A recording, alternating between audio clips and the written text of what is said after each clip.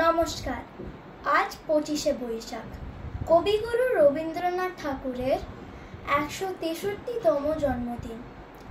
আজ রবীন্দ্র জয়ন্তী উপলক্ষে আমি তার কবিতা পুরনো বটের কিছু অংশ আবৃত্তি করব। লুটিয়ে পড়া জটিল জটা, ঘন পাতার গহন ঘটা, হেতা হোতায় রবির ছটা, পুকুর ধারে বট, 10টি কেটে ছড়িয়ে শাখা, কঠিন বাহু আঁকা বাঁকা, স্তব্ধ যেন আছে আঁকা, শিরে আকাশ পট।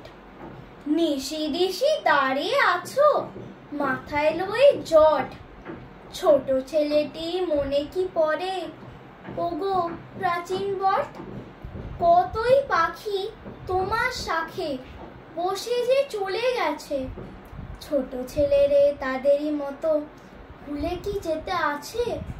তোমার মাঝে হৃদয় তারি বেঁধেছিল যে নীর, ডালে পালায় সাতগুলি তার কত করেছে ভিড়।